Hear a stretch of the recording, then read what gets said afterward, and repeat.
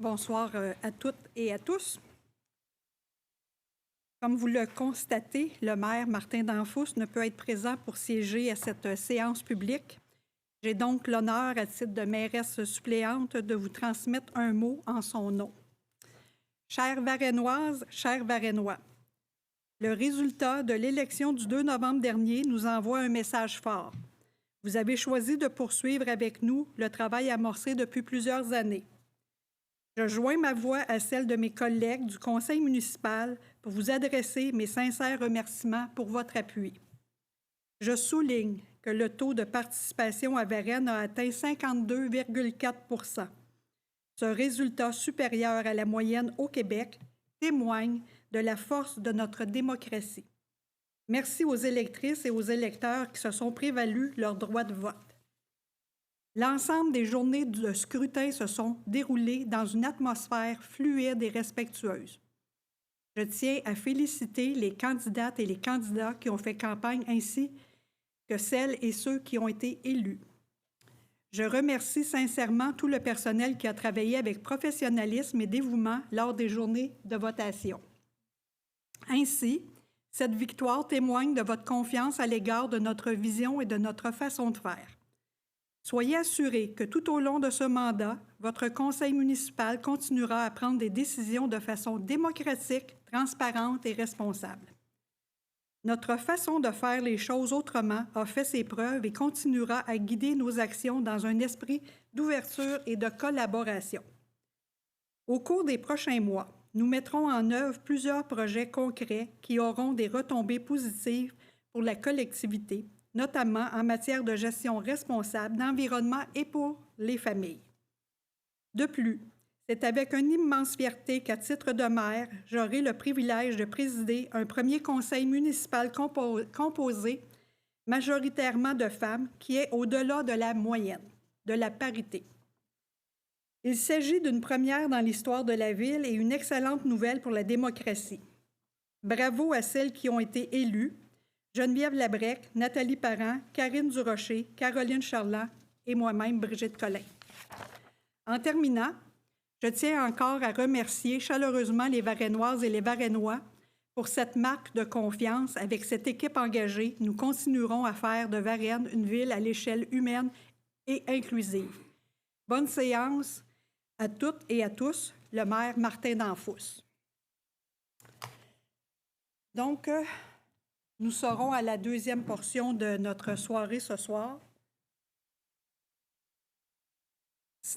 Mesdames et messieurs, chers lauréats des mérites Varennes en fleurs, c'est un plaisir de vous accueillir ce soir pour célébrer la beauté de notre ville grâce à vos efforts en matière d'aménagement paysager. Par votre créativité, Varennes continue de rayonner et de se distinguer parmi les villes les plus verdoyantes du Québec. Notre ville aborde fièrement 5 fleurons du Québec, la plus haute distinction en matière de fleurissement municipal. Un honneur qui reflète votre engagement collectif pour un environnement soigné, coloré et inspirant. Cette année encore, les propriétés et entreprises varennoises ont été évaluées selon la propreté, l'entretien exemplaire et la diversité des végétaux visibles de la voie publique. Le jury, composé de notre horticultrice, Mme Isabelle Gaudreault, et de professionnels des travaux publics, a souligné l'harmonie, la créativité et le souci du détail dont vous avez fait preuve. Je tiens à remercier notre commanditaire, M. Robert Ménard du Centre Jardin Varennes, pour son appui et sa générosité. En vous nommant, je vous invite à venir récupérer votre plaque souvenir ainsi que les enveloppes contenant les certificats cadeaux du Centre Jardin Varennes, juste ici. Demeurez ensuite sur le côté de la salle, près de Yannick. Après cette remise de récompense, nous prendrons une photo de groupe. Donc, je commence avec les nominés. Madame France Bourdua, résidente du 2482 rue Sainte-Anne, se mérite le premier prix de 500 $ pour la magnifique harmonie entre les végétaux et les objets décoratifs. Un résultat tout simplement superbe. Madame Bourdua.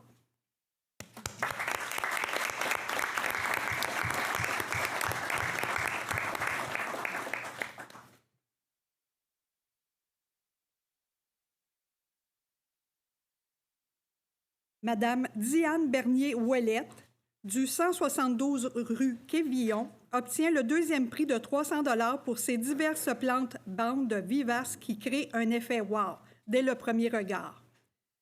Madame Ouellette.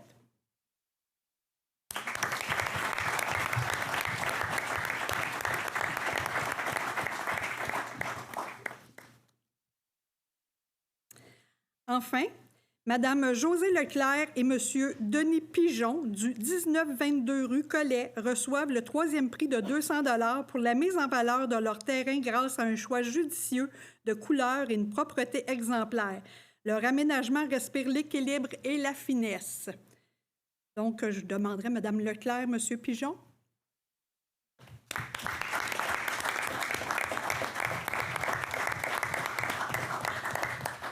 Vous auriez compris que c'était dans la catégorie maison. Là, maintenant, nous allons passer à la catégorie commerce. 3 entreprises se sont distinguées cette année par des aménagements paysagers qui rehaussent l'apparence et l'accueil de leurs bâtiments.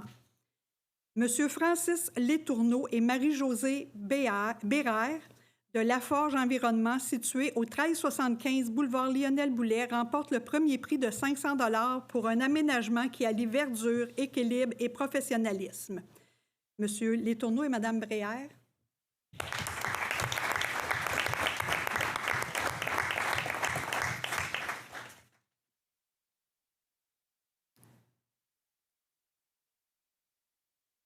Monsieur Jonathan Côté de Morelli, au 2038 route Marie-Victorin, reçoit le deuxième prix de 300 $ pour un aménagement soigné qui met en valeur le bâtiment de manière simple et efficace. Je pense que Monsieur Côté ne pouvait pas être là ce soir. Il est absent. On félicite quand même Monsieur Côté.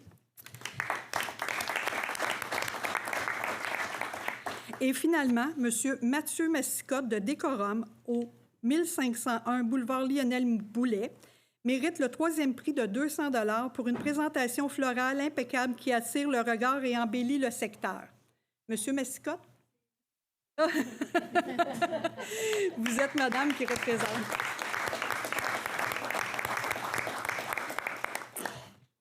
Enfin, une mention spéciale est décernée à Monsieur Olivier Beauchamp-de-Mers et Madame Virginie Bordelot-Champagne du 1935 rue Collet qui remportent 100 $ pour leur jardin en façade. Eux aussi ne sont pas présents ce soir, si je ne me trompe pas. Non. On les applaudit tout de même. Ces propriétaires ont su exploiter tout l'espace disponible en façade pour y aménager des boîtes de bois où poussent légumes et plantes comestibles tout en conservant un style propre, ordonné et moderne. Une idée audacieuse tout à fait dans l'air du temps. Chers lauréats, vos efforts embellissent notre milieu de vie et nourrissent notre fierté collective. Grâce à vous, notre ville continue de se démarquer comme un endroit accueillant, vert et inspirant où il fait bon vivre. Félicitations à vous tous. On va s'avancer pour la prise de photos.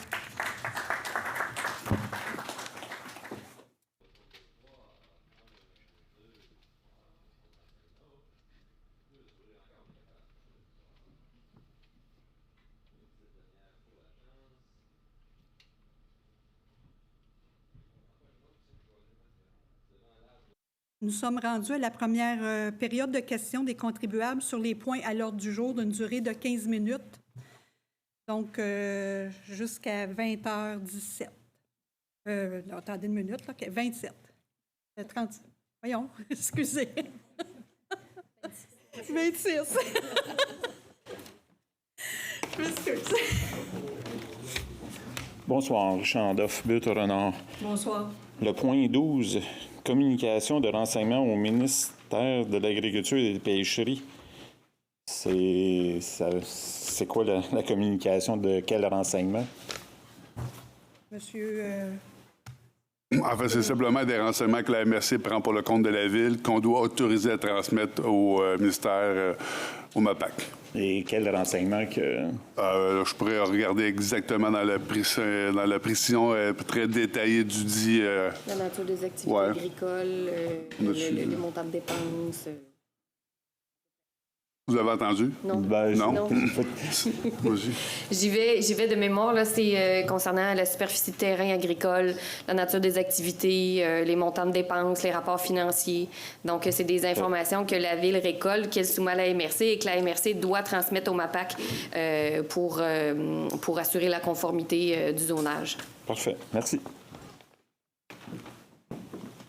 Bonsoir, André Bergeron. Ce serait concernant le point 11. Je vois qu'il y aurait quelque chose sur le 529 concernant les nuisances et 798 sur le déneigement des aires de stationnement privé. Qu'est-ce qui en retourne au juste, s'il vous plaît? Ça, c'est un règlement qui compose plein de... Il y a le déneigement des stationnements, là, le stationnement incitatif, tout ça, puis le règlement hivernal. Est-ce que vous voulez rajouter quelque chose là-dessus, Mme Rioux?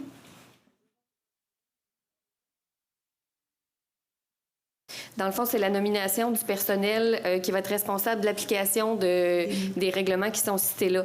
Donc, le règlement sur le déneigement l'hiver, le règlement sur le stationnement hivernal, le règlement sur les nuisances, sur la circulation, sur les signaux de signalisation aussi. Donc, on va être responsable d'appliquer cette réglementation-là. OK, il n'y aura pas de changement tel que Non, tel du dans tout, les du tout. règlements. Du tout. OK, merci. Bien. Bonsoir. Bonsoir. Bonsoir, Madame la mairesse. Marcel Leduc, j'ai une question sur le point numéro 14, la quote-part provisoire. Y a-t-il une utilité d'avoir une quote-part provisoire? Est-ce qu'on n'est pas mieux d'attendre d'avoir la quote-part finale?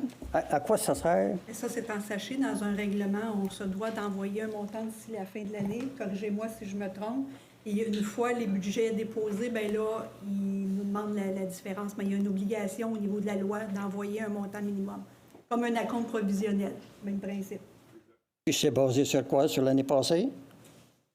Ça, tu pourrais plus répondre. En fait, la quote-part est établie par la communauté métropolitaine de Montréal, la CMM, basée sur 3 critères essentiellement: la richesse foncière uniformisée, la population et la superficie de territoire, si je ne me trompe pas. Donc, c'est vraiment eux qui nous fournissent en fait là, les données provisionnelles qu'on est tenu par la loi d'adopter avant l'adoption de notre propre budget.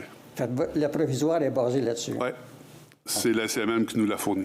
OK. Puis la finale, y a-t-il un temps déterminé pour avoir la quote-part finale?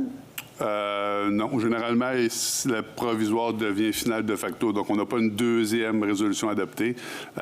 C'est simplement si jamais il y avait de grandes disparités entre le budget prévisionnel de la CMM et le final. Mais généralement, c'est celle-ci qu'on va adopter qui va faire foi de budget pour 2026. Et ça, c'est avant votre budget. Oui. Est-ce que vous l'ajustez quand le budget est préparé pour 2026? C'est la quote-part provisionnelle qu'on va mettre dans notre OK. préparation budgétaire pour 2026. OK. OK. Juste une dernière. Item numéro 15. Calendrier des activités des membres du Conseil. Est-ce que ça inclut votre souper aux 8, votre 7 billets, Pas 7 billets, 4. 4 billets à 700 $, qui fait 2800 $? Est-ce que c'est inclus là-dedans? Il faudrait voir novembre, sûrement. Si novembre et décembre, c'est le calendrier des activités des membres du Conseil, novembre et décembre, normalement, ça devrait être là, oui. Mais- Pas Oui, je l'ai. Oui, attendez un peu. Que je regarde. Oui, il est là. Oui, 4 billets. Ça, c'est pour le souper aux 8. Oui. Mais vous, les membres du Conseil, là, vous n'avez pas un per diem de 13 000 $ par année qui couvre ce genre d'événement-là? Pourquoi vous ne l'avez pas utilisé? Ça, c'était un montant qui était réservé au niveau de la Fondation. Oui, je comprends. La façon de faire, moi, ça fait 20 ans que je suis conseillère, ça a toujours été quand il y a des activités directement reliées avec soit des fondations, des levées de fonds, tout ça, ça passe au niveau du conseil, au niveau de la ville qui paye ça. Fait que c'est nous qui payons. C'est nous qui payons le dîner aux 8. Je comprends bien. C'est ça. OK. Merci beaucoup. C'est un don à la Fondation. Non, je comprends ça. C'est ça. Bonsoir. Bonsoir. Le maire n'est pas là pour la première rencontre après élection. Il semblerait que non. C'est moi qui est là. Est-ce qu'on sait pourquoi? On me parle de calendrier, là. Je m'excuse, je fais du millage là-dessus, mais C'est une question? on y a accès au calendrier ou pas? Oui. Ah oui? Détailler tout ça? Au calendrier de quoi? Ben là, on me disait, ce que vous me disiez, là, le calendrier des... non, mais je vais poser la question, le calendrier dont on vient de parler, là, des activités du conseil. Le maire n'est pas là parce qu'il est à l'extérieur. Oui. Mais est-ce qu'on a accès... Non, là, je vous parle du calendrier. Est-ce qu'on y a accès aux activités détaillées, là? Je me suis jamais mis le nez là-dessus. Aux activités, oui, c'est public. OK, mais on le trouve où? Pas dans le calendrier de la ville, quand même, là, quand on va sur le site de la ville? L'accès à l'information, Mme Dulin. OK. Fait qu'on peut pas poser de questions. On peut pas l'afficher ici, maintenant, mettons, là, si on pose des questions là-dessus, puisque c'est à l'ordre du jour. C'est à l'ordre du jour, oui. On peut l'afficher, oui. OK? Oui.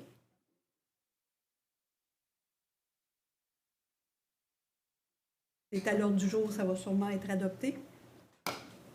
Ah, ben si il faut que ce soit la prochaine, moi, j'ai pas de souci, là. C'est une question. Je vais pas être anti-protocolaire. Moi, je vois aucun problème là ou dans 30 minutes. Là.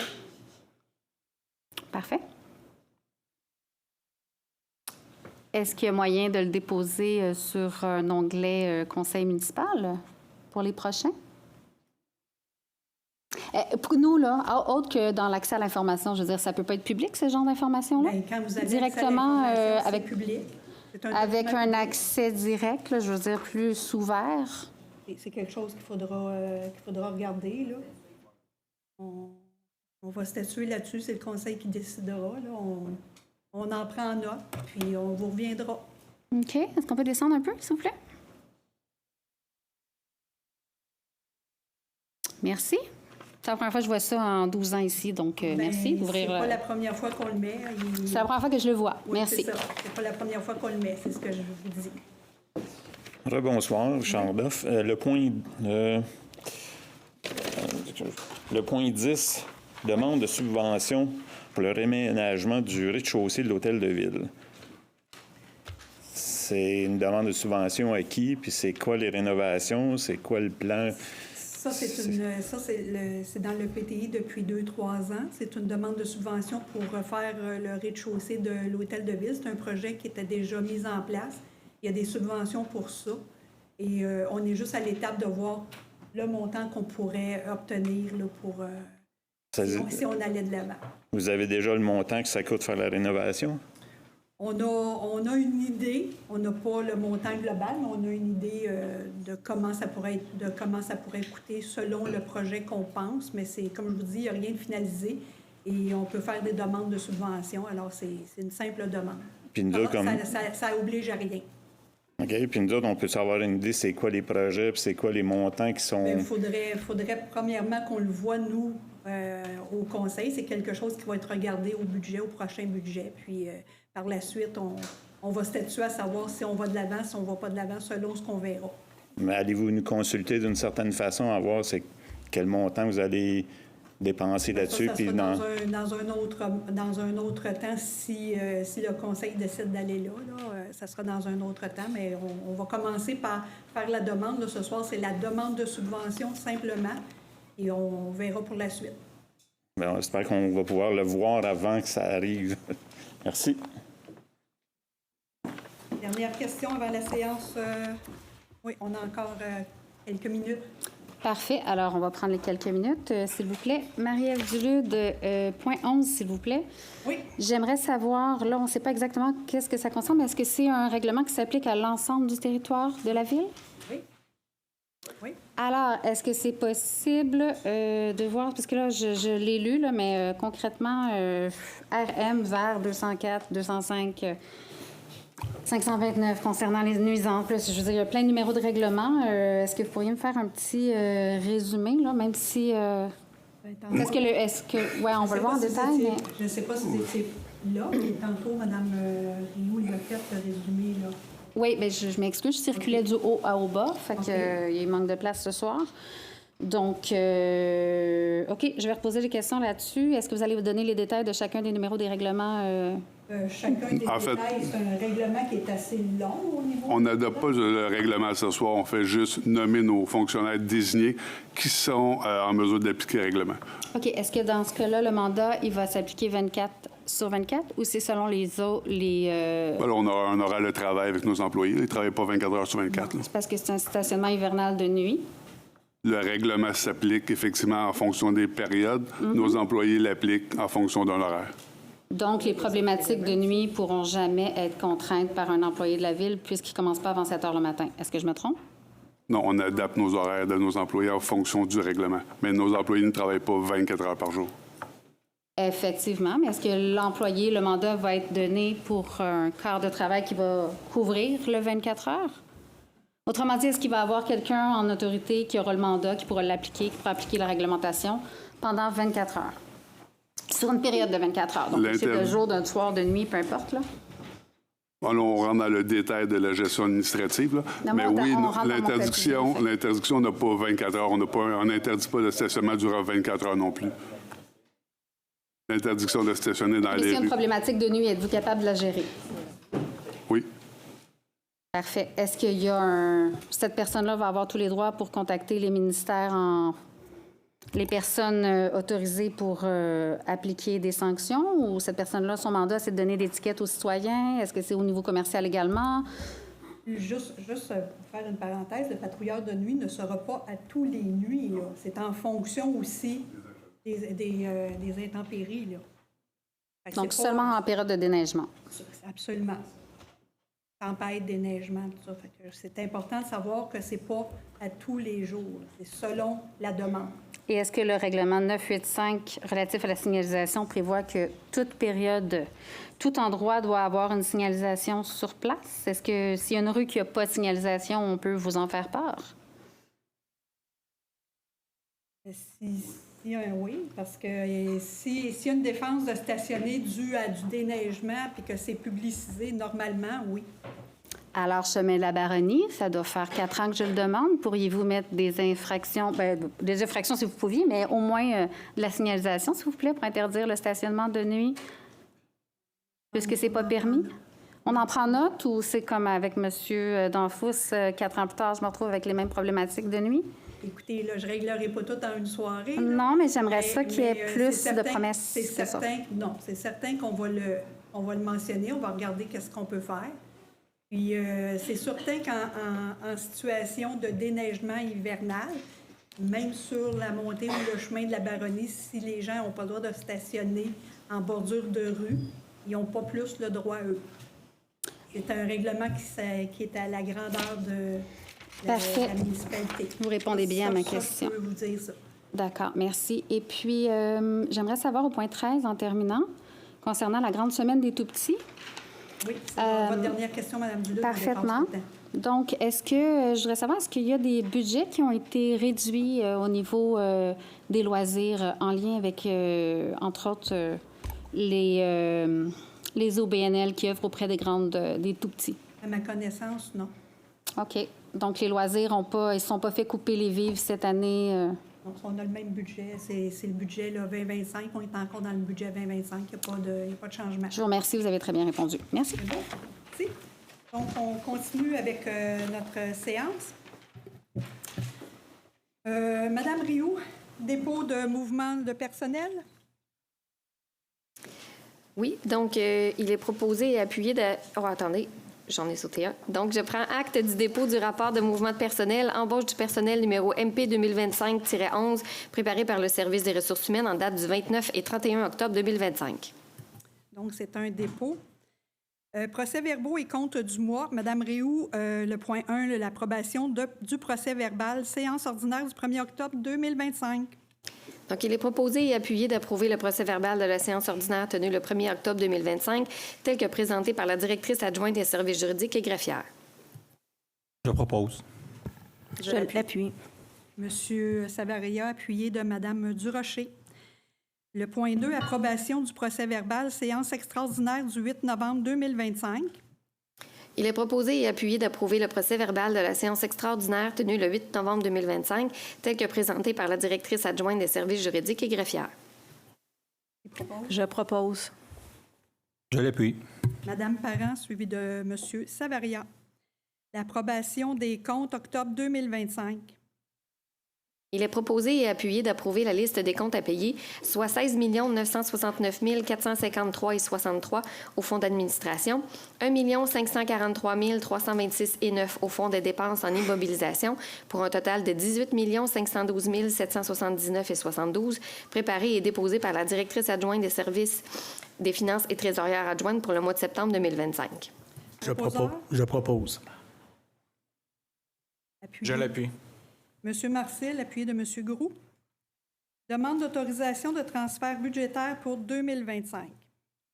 Considérant que certains ajustements budgétaires s'avèrent nécessaires en cours d'année, il est proposé et appuyé d'accepter des transferts budgétaires pour l'année 2025 de 276 798 au fonds d'administration et de 40 375 en projet d'investissement, conformément aux documents déposés par la directrice du service des finances et trésorières en date du 20 novembre 2025 et joints à la présente. Je propose. Je l'appuie. Madame Durocher, appuyée de Madame Labrec. Règlement. Adoption du règlement 631-56, modifiant le règlement 631. Monsieur Marcel, s'il vous plaît. Considérant qu'un avis de motion a été donné et qu'un projet de règlement a été déposé lors de la séance ordinaire du 1er octobre 2025, considérant que tous les membres du Conseil déclarent avoir reçu une copie du règlement dans les délais requis, en conséquence, je propose d'adopter le règlement 636-56, modifiant le règlement 631, décrétant une tarification pour l'ensemble des services de la Ville de Varennes pour l'année 2026. Je l'appuie. Monsieur Marcel propose, appuyé de Madame Labrec. Le point 6, subvention au programme d'aide financière à la restauration patrimoniale de la MRC de Marguerite-Diouville. Madame Durocher. Considérant les dispositions du règlement 747 établissant un programme d'aide à la restauration des bâtiments patrimoniaux sur le territoire de la Ville, en vertu duquel la Ville et le ministère de la Culture et des Communications accordent aux propriétaires d'un bâtiment admissible une subvention pour la réalisation des travaux de restauration. Considérant la demande de subvention aux propriétaires du 117-119 rue Sainte-Anne à la MRC dans le cadre du dit programme, considérant que la Ville et la MRC ont constaté que toutes les conditions requises au versement de la subvention étaient rencontrées, en conséquence, je propose d'autoriser le versement d'une aide financière à la restauration patrimoniale de 16 763,36 aux propriétaires du 117-119 rue Sainte-Anne pour la restauration du balcon avant, de partager la dépense entre la Ville et la MRC selon les montants suivants. Un montant de 6 705,34 sera financé par le Fonds patrimonial de la Ville et un montant de 10 058,2 sera avancé par la Ville jusqu'au versement de la contribution du ministère de la Culture et des Communications par la MRC à la Ville. L'appuyeur. Je l'appuie. Madame Durocher, appuyée par Madame Charland. Le point 7, subvention au programme d'aide financière à la restauration patrimoniale de la MRC de Marguerite-Diouville. Monsieur Savaria.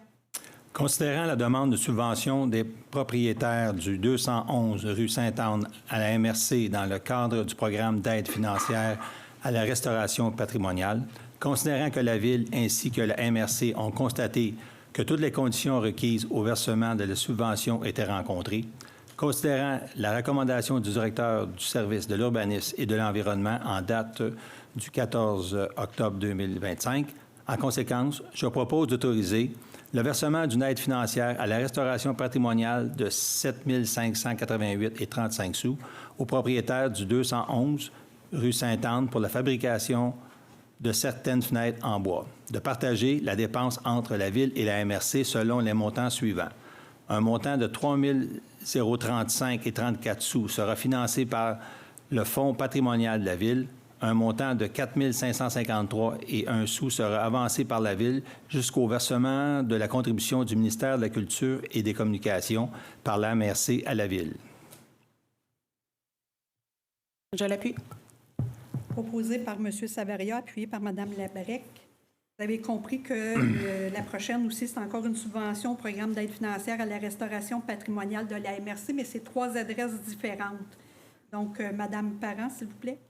Oui, là, ça va être pour le 2957 rang de Picardie, considérant les dispositions du règlement 747 établissant un programme d'aide à la restauration des bâtiments d'intérêt patrimonial sur le territoire de la Ville de Varennes, en vertu duquel la Ville et le ministère de la Culture et des Communications accordent aux propriétaires d'un bâtiment admissible une subvention pour la réalisation de travaux de restauration.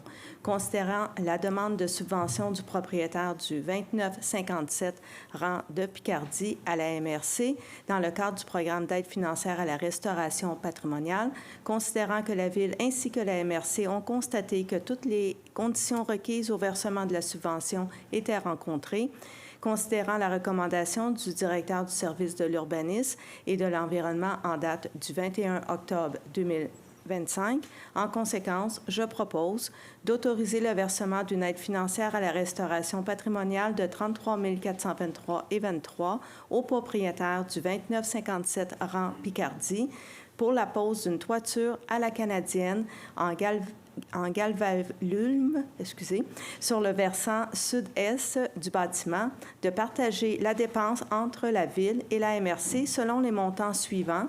Un montant de 13 369,29 sera financé par le Fonds patrimonial de la Ville. Un montant de 20 053,94 sera avancé par la Ville jusqu'au versement de la contribution du ministère de la Culture et des Communications par la MRC à la Ville. Je l'appuie. Madame Parent, appuyée par Monsieur Marcil. Point 9. Autorisation de paiement, celle de déglaçage des chaussées pour la saison 2025-2026. Regroupement d'achat à l'UMQ. Monsieur Groux.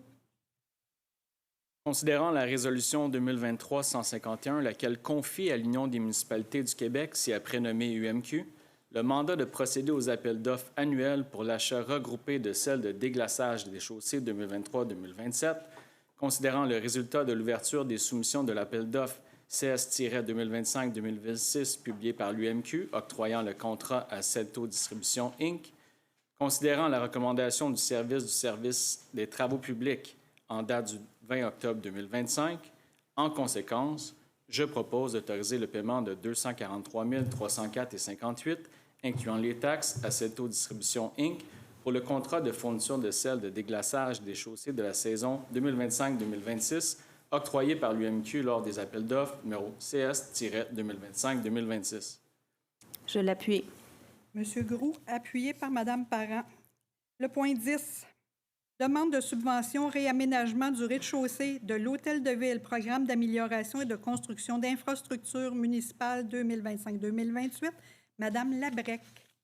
Considérant la recommandation du directeur du service du génie en date du 17 novembre 2025, considérant que le programme d'amélioration et de construction d'infrastructures municipales ci-après nommé PRACIM 2025-2028 vise à soutenir la réaffectation, la réfection, la construction et l'agrandissement de bâtiments municipaux, qu'ils soient à vocation municipale ou communautaire, afin de résoudre des problèmes importants associés à leur état ou de remédier à leur absence. Considérant que les membres du Conseil ont pris connaissance du guide du PRACIM 2025-2028 et s'engagent à respecter toutes les modalités qui s'appliquent, considérant que la Ville s'engage, si elle obtient une aide financière pour le projet, à payer sa part des coûts admissibles à celui-ci, ainsi que les coûts d'entretien réguliers, de maintien et de fonctionnement du bâtiment subventionné pour atteindre ou même prolonger sa durée de vie. Considérant que la Ville de Varennes confirme, si elle obtient une aide financière pour le projet, qu'elle assumera tous les coûts non admissibles au PRACIM 2025-2028 associés à son projet, y compris tout dépassement de coûts. Considérant que le directeur du service du génie, M. Pierre-Luc Millette, représente la Ville auprès du ministère dans le cadre de ce dossier. En conséquence, je propose d'autoriser M. Pierre-Luc Millette, directeur du service du génie, ou en son absence, Mme Caroline Gagnon, chargée de projet, et coordonnatrice municipale adjointe de sécurité civile du service du génie, à signer pour et au nom de la Ville de Varennes tout document relatif à la demande de réaménagement du rez-de-chaussée de l'Hôtel de Ville dans le cadre du programme d'amélioration et de construction d'infrastructures municipales 2025-2028. Je l'appuie. Madame Laprec, appuyée de Madame Durocher. Rendu au point 11, mandat pour l'application du règlement, le RM-VAR-204 concernant la circulation et le RM-VAR-205 sur le stationnement de nuit en période hivernale, 529 concernant les nuisances et 798 sur le déneigement des aires stationnement privés et 985 relatif à la signalisation des patrouilleurs de neige. Monsieur Marcil.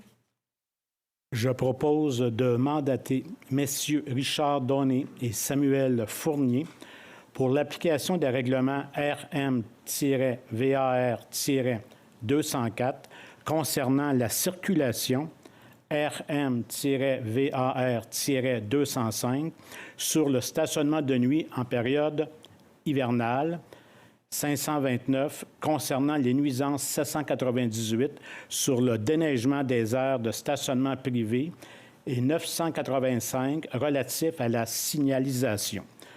D'autoriser messieurs Richard Donné et Samuel Fournier à émettre des constats d'infraction en vertu des règlements cités au premier paragraphe.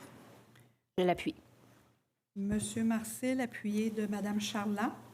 Point 12, communication de renseignements au ministère de l'Agriculture, des Pêcheries, de l'Alimentation du Québec, MAPAC, la MRC de Marguerite-Duville, Madame Parent. Considérant que la MRC de Marguerite-Duville est partie à une entente avec le ministère de l'Agriculture, des Pêcheries et de l'Alimentation du Québec, intitulée « Entente relative à la communication de renseignements de nature personnelle et confidentielle à une municipalité régionale de comté », signée le 11 avril 2024, considérant que cette entente vise à favoriser le développement des activités agricoles ou la protection du territoire agricole, notamment par le partage de renseignements confidentiels et personnels relatifs aux exploitations agricoles enregistrées auprès du MAPAC, considérant que les renseignements visés sont détaillés à l'annexe 1 de l'entente et comprennent, entre autres, les données de localisation, de production végétale et animale, les revenus agricoles, de la mise en marché, l'agrotourisme et la tenure des unités d'évaluation, considérant que ces renseignements sont détenus par la MRC mais appartiennent aux municipalités locales de son territoire, considérant que la communication de ces renseignements est encadrée par la disposition de la loi sur l'accès aux documents des organismes publics et à la protection des renseignements personnels, notamment l'article 41.2, et par les obligations de sécurité prévues à la loi sur la gouvernance et la gestion des ressources informationnelles des organismes publics. En conséquence, je propose d'autoriser la MRC Marguerite-Duville à communiquer au ministère de l'Agriculture, des Pêcheries et de l'Alimentation du Québec les renseignements personnels et confidentiels identifiés à l'annexe 1 conclus dans l'entente entre la MRC et le MAPAC dans le respect des modalités prévues à la dite entente. J'appuie. Donc, Madame Parent, appuyée par Monsieur Gros. Le point 13, appui de la Ville de Varennes, grande semaine des tout-petits collectifs petite enfance. Vous comprendrez que nous prenons la résolution ce soir, mais la semaine des tout-petits finissait hier, étant donné qu'il n'y a pas eu de séance publique au préalable à cause aussi des élections. Alors, nous faisons quand même la résolution ce soir pour la semaine dernière. Madame Charlotte, c'est à vous. Considérant que la 10e édition de la Grande Semaine des Tout-Petits se tiendra du 17 au 23 novembre 2025, considérant que la résolution est demandée à la première séance du nouveau Conseil après les élections, bien que la Grande Semaine des Tout-Petits se soit terminée le 23 novembre 2025, considérant que tous les Tout-Petits devraient pouvoir jouir de conditions de vie leur permettant de développer leur plein potentiel, considérant que cette semaine se tient sous le thème « 10 ans d'ascension et encore tant à gravir, ensemble offrons à chaque tout-petit les moyens d'atteindre son sommet. » Considérant que la Grande Semaine des tout-petits vise notamment à informer sur l'état de bien-être des tout-petits, sensibiliser les acteurs et les actrices de tous les secteurs de la société aux bienfaits et aux retombées de mesures et d'actions collectives en petite enfance et en périnatalité, mobiliser les acteurs et actrices de tous les secteurs de la société sur l'importance d'agir tôt, briser les silos pour mieux joindre les familles isolées du début de la grossesse jusqu'à l'âge de 5 ans, mettre en place des conditions assurant le succès de la mise en œuvre de programmes ou de politiques publiques favorables au développement des tout-petits et de leurs familles, considérant que les instances municipales sont les plus proches des familles et ont donc un impact tangible sur leur qualité de vie et leur bien-être en prenant des décisions qui ont une incidence directe sur les enfants de tous âges, considérant que les municipalités, en tant que gouvernement de proximité, ont pour mandat de soutenir les organismes de la communauté venant en aide aux jeunes familles, considérant que les villes ont le pouvoir d'agir sur les conditions de vie des jeunes familles en élaborant des programmes et des politiques leur étant destinés et visant à leur offrir des services accessibles et adaptés. En conséquence, je propose de mandater M. le maire Martin Danfous ou, en son absence, la mairesse suppléante pour proclamer verbalement la semaine du 17 au 23 novembre 2025, la grande semaine des tout-petits, et d'autoriser M. le maire Martin Danfous ou, en son absence, la mairesse suppléante à procéder au lever du drapeau thématique de la grande semaine des tout-petits et du drapeau municipalité Amis des enfants et invite les membres du Conseil à porter le carré doudou le lundi 17 novembre 2025 qui marquera le début des festivités de la grande semaine des tout-petits. Je l'appuie. Donc, proposé par Mme Charland, appuyé par Mme Labrec. Le drapeau a été élevé, tout a été fait en amont. Le point 14, Communauté métropolitaine de Montréal, la quote-part provisoire, Mme Durocher. Alors, je propose d'autoriser la directrice du service des finances et trésorière à payer 670 128 $ à la communauté métropolitaine de Montréal représentant la quote-part provisoire 2026 de la ville de Varennes, comprenant un montant de 4 075 pour le service 211 et d'ajuster le montant de la quote-part en fonction des données réelles à venir. Je l'appuie. Donc, Mme Durocher, appuyée de Mme Parent. Et le dernier point, le point numéro 15, calendrier des activités des membres du Conseil, novembre et décembre 2025, autorisation de dépenses, M. Groux. Je propose d'autoriser les dépenses reliées à la présence des élus aux différentes activités, répertoriées au calendrier pour les mois de novembre et décembre 2025, telles qu'annexées à la présente. Je l'appuie. Donc, M. Groux, appuyé de Mme Charland. Ça nous rend à la deuxième période de questions. Les contribuables d'une durée de 30 minutes. Donc, excusez-moi. Donc, jusqu'à 21h15.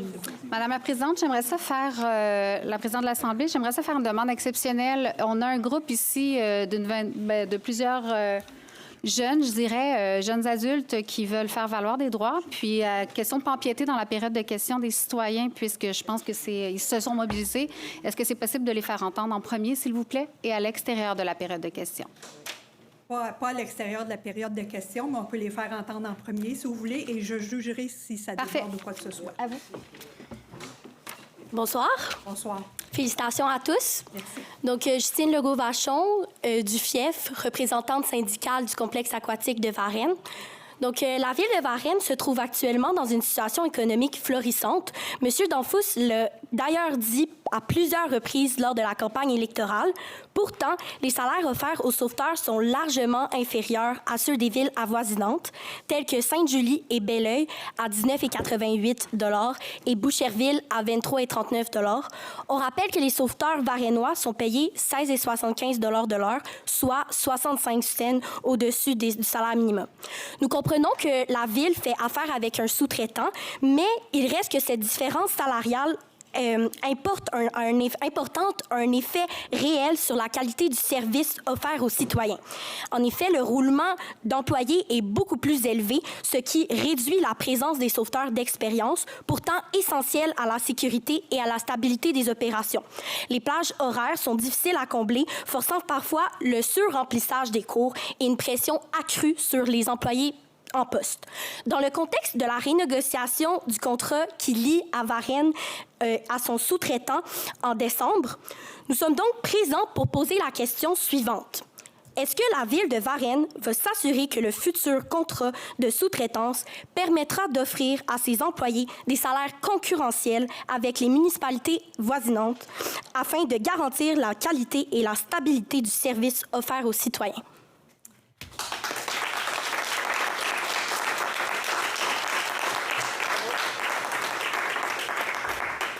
Votre question est pertinente. Oui, effectivement, il y a on doit renégocier le contrat. Vous comprendrez que ce n'est pas ce soir que je peux vous garantir ça. Vous avez déposé des documents. Nous avons bien entendu vos revendications. Ça doit être discuté en conseil. Vos revendications sont légitimes, je le concède. Alors, c'est des choses qu'on pourra regarder au niveau du conseil. Mais vous avez bien compris que là, présentement, le salaire est relié avec votre contrat. Et ce que vous demandez, c'est qu'il y ait une clause suggérant que votre salaire soit considéré dans un prochain contrat, s'il y a un prochain contrat aussi avec cette compagnie. Il y a tout ça en jeu aussi. Exact, puisque la renégociation est bientôt, là. Absolument. Donc, on prend acte de tout ça. Merci Parfait. beaucoup. Merci. Merci. Merci.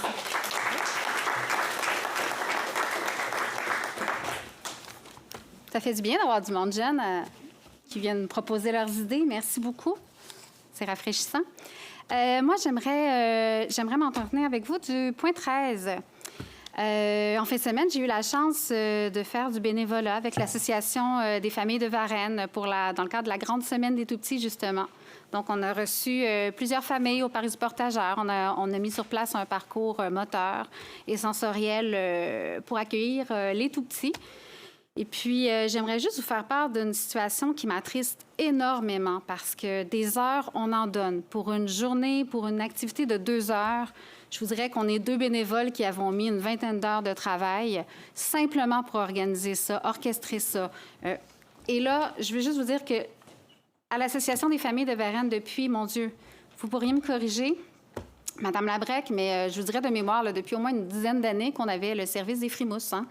Le Frimousse accueillait des jeunes enfants. Une question, Madame Duluth? Oui, j'y arrive, oui. Merci. Bien, la Ville, je vais faire ce cours, vous nous avez coupé les Frimousses. À partir de janvier, ça fait 10 ans qu'on offre un service à la population, bénévolement. On est un organisme à but lucratif. On n'a plus de vache à lait, on n'a plus de financement, on n'a plus rien. Okay. Et là, on offre quand même les mêmes services.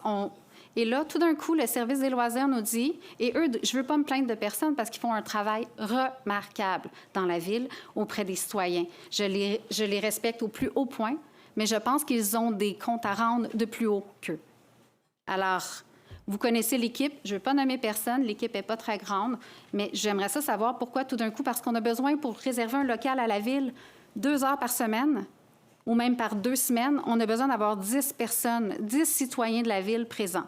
Là, on parle d'une saison à l'automne. Les petits sont toujours malades, ça. Il y a des jours où on a un problème de fréquentation, mais ça vous coûte quoi à la Ville? C'est sûr qu'ils se sont sûrement basés sur une politique à l'interne, là.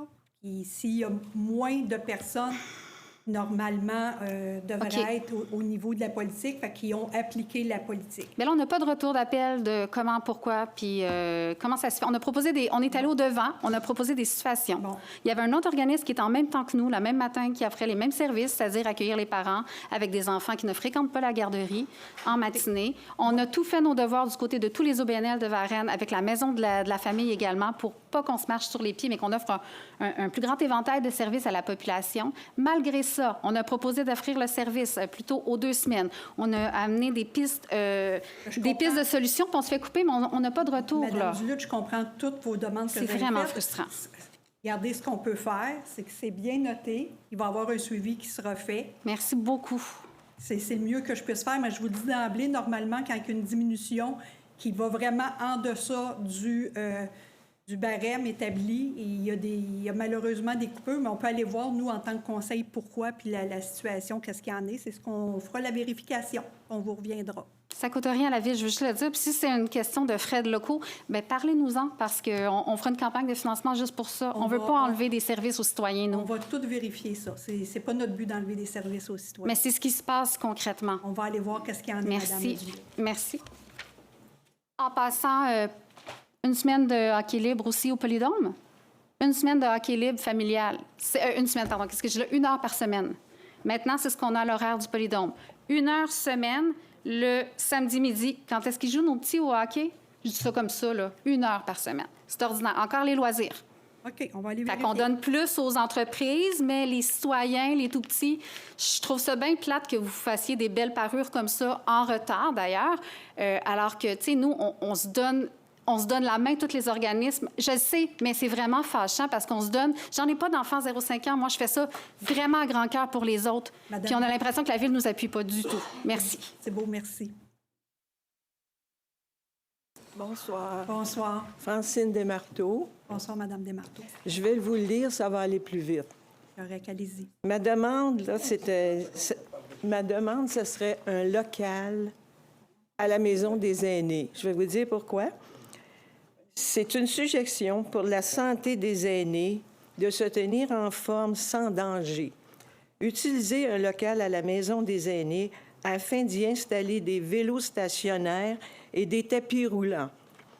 L'hiver arrive et sans vélo et la marche, qui devient de plus en plus difficile, dû à nos changements climatiques, ce serait bénéfique pour les aînés. Vous allez dire qu'à Varennes, on a 2 gyms, Athéna et Elitis. On n'a pas besoin de tous ces appareils. C'est payé très cher quand ce que l'on veut, c'est garder nos jambes en forme en hiver. Et même l'été, quand il fait trop chaud, pour faire du vélo. Ou marcher, ce serait pratique avec la climatisation dans un local. Vous allez dire peut-être de s'équiper chez nous de ces 2 appareils, mais beaucoup d'aînés vivent dans des appartements, donc pas de place pour installer quelques vélos un vélo stationnaire et le tapis roulant. Donc, à la Maison des aînés, cette activité créerait en même temps une rencontre sociale. Je suggère la Maison des aînés qui serait l'idéal, mais ça pourrait être dans un autre établissement de la ville. Ma question, c'est un local pour ça, pour nous... C'est quelque chose qu'on pourra parler en conseil. Je vous demanderai de déposer votre lettre à Mme Rioux tantôt. Déposez-la après la séance de travail. Ça reviendra au conseil. C'est au conseil à regarder s'il y a quelque chose qu'on peut faire de ce côté-là. D'accord. Merci beaucoup. C'est bon? Merci. Stephen Reese Christensen, Chemin de la Butte au Renard. Avant de poser ma question, je veux juste clarifier quelque chose. C'est que quand je viens ici poser des questions puis que je me bats pour le camionnage sur notre rue, je représente toute la comité des citoyens de Chemin de la Butte au Renard. Juste que tout le monde le sache, parce que le maire, à chaque fois, il me traite d'un seul chialeux. Fait que juste le clarifier, que ça soit clair. Parfait. Fait que je poursuis avec ma question. Merci. Fait que suite à l'été passé, on a eu un record assez incroyable de 25 nuits de camionnage. Puis on est présentement 24 citoyens de notre rue en justice contre la compagnie Beauval. Fait que ma question, c'est que là, vous êtes au courant depuis plusieurs mois qu'on est en train de se battre, de se préparer pour l'été prochain. Fait que ma question, en tant que 24 résidents en justice présentement, quand est-ce que ça va commencer, que vous commencez à faire de quoi pour nous aider? Parce que si l'été prochain, Beauval, Roxborough, tout ça, pogne encore plus de contrats de nuit, on n'a aucune qualité de vie, puis maintenant, on ne peut même plus dormir. Fait que si l'été prochain, on se ramasse avec 50 nuits de camionnage, qu'est-ce qu'on fait? Qu'est-ce qu'on fait? Je sais que dans la dernière séance de travail, la dernière séance publique, vous aviez demandé à être au courant en amont si on pouvait vous indiquer qu'il y avait des chargements de nuit. Je pense que mais est-ce que vous voulez savoir qu'est-ce qui est arrivé avec ça? Laissez-moi juste finir 30 secondes, M. Absolument. Christensen. M. Bélanger, je pense qu'il vous a fourni ce que nous avions parce qu'ils ne sont quand même pas toujours tenus de nous le faire. Oui. À votre question, à savoir qu'est-ce qu'on peut faire, je peux vous dire que par le passé, on a fait plusieurs gestes, mais c'est très, très complexe et vous le savez que c'est très complexe. Puis c'est pas un manque de volonté de notre part, c'est Moi, je me rappelle, il y a plusieurs années, M. Savaria, il était là régulièrement avec M. Danfous pour essayer d'améliorer les choses le plus possible. On a porté des actions, mais la situation est beaucoup plus complexe et je vous dirais même que la situation va au-dessus de la municipalité. La situation est au niveau du ministère aussi, là, malgré que ça soit c'est pour ça qu'on est en justice présentement. Oui, mais c'est sûr que moi, je ne discuterai pas de quelque chose qui est judiciarisé, même si on n'est pas pris en partie. Mais madame, je m'excuse. Il faut que tout le monde comprenne que c'est pas une mauvaise volonté du Conseil de ne pas vouloir faire des choses, c'est que c'est très complexe. On se trouve être dans une situation où il y a avec des carrières qui ont des droits acquis, avec des citoyens qui sont là, que vous vivez des choses qu'on comprend. Beauval, c'est pas un carrière. C'est pas un carrière, Beauval. Beauval. Oui, mais c'est rien. Un de ses plus grands employeurs, vous savez, c'est qui, là? Est-ce que je vais arrêter après, mais juste que tout le monde sache en cours, pour que Beauval, ils veulent que notre demande soit rejetée. Ouais, puis dans tout ce qu'ils ont dit, sans aucun vouloir de régler, de travailler ensemble, que ça devienne vivable ou qu'on soit averti d'avance, les petites choses. Dans leur affaire, pour que notre demande soit rejetée, ils disent « on a le droit ». Ouais, on a le droit. Ouais, mais vous comprenez c'est tout. Que vous avez... 25 nuits, 30 nuits, 50 nuits, ça fait rien, on a le droit. Monsieur Christensen, vous comprenez que, justement, votre cause est judiciarisée. C'est pas vraiment une bonne idée pour vous de venir puis de... J'ai parlé avec notre avocate avant de venir ici à soir pour juste vous poser cette question pour que tout le monde soit au courant de qu'est-ce qui se passe, où qu'on est rendu là-dedans. Parce que nous, on peut pas s'immiscer. J'ai aucun problème de venir dire ça ici. On ne peut pas s'immiscer dans ce processus. Bien, ma question, c'est quand est-ce que vous allez juste essayer de nous aider, nous asseoir avec Beauval, dire « Hey, il faut trouver des solutions. » Ça a été fait à plusieurs reprises, monsieur. Désolé, ça n'a jamais été fait avec Beauval, pas avec nous en tout cas. Mais je peux vous dire que ça a été fait. Désolé pour le temps. Oui, bonsoir. Bonsoir. Vous pouvez vous nommer, s'il vous plaît, monsieur? Oui. Mesdames, Messieurs du Conseil, mon nom est Pierre Lassonde du Chemin des Sucreries. Bonsoir, monsieur. Bonsoir. Alors, depuis 2 ans, le nouveau propriétaire de l'ancien domaine Choquette étale des milliers de voyages de terre dans la terre qui est à côté de chez moi, puis derrière la cabane. Et sur une terre agricole supposément protégée. J'ai communiqué avec vos services à quelques reprises pour dénoncer la situation et rien d'apparent n'a été fait. Ces déversements sont poursuivis à intervalles irréguliers depuis 2 ans et ont augmenté dernièrement, assez régulièrement, septembre, octobre et la semaine dernière, 5 jours en fil, des camions à la queue leu-leu qui n'arrêtaient pas. Il y a un bulldozer qui pousse ça au fur et à mesure sur une épaisseur de 8 à 10 pieds d'épais. Écoutez, 8 à 10 pieds d'épais, il n'y a personne qui va me faire croire que ça va servir à de l'amélioration agricole.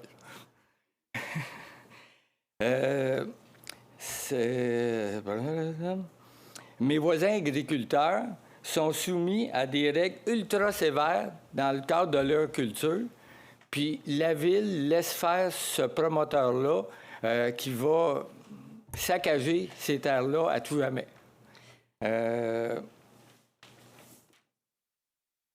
Ces milliers de voyages resteront là à tout jamais pour nuire à l'environnement en raison du coût prohibitif de leur retrait.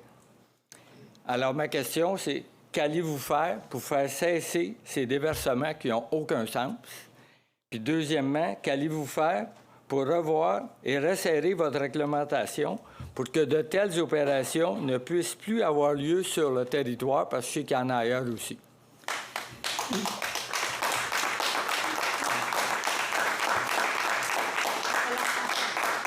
Merci. Monsieur Lassonde, on a reçu, tous les membres du Conseil, on a reçu votre documentation cet après-midi, votre courriel avec vos photos. Là, on a vu qu'est-ce qu'il en était. Je sais que M. Groux et M. Savaria ils regardaient déjà ce qui se passait. Ils nous en avaient fait part, du moins, au Conseil.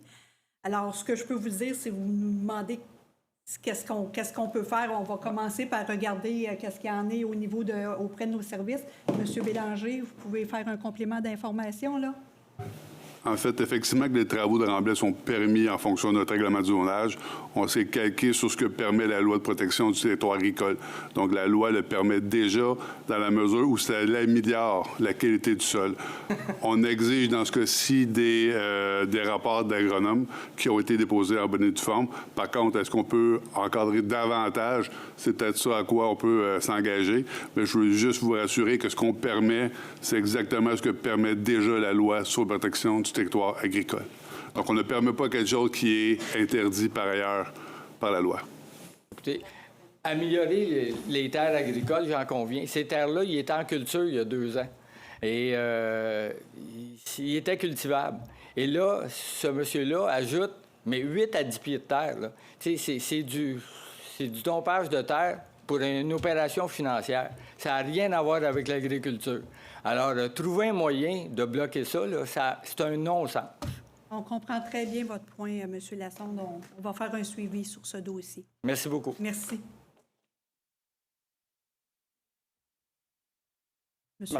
Marcel Leduc, est-ce qu'il me reste plus que 30 secondes? Absolument. Ah. C'est bien gentil. Ça m'arrive parfois.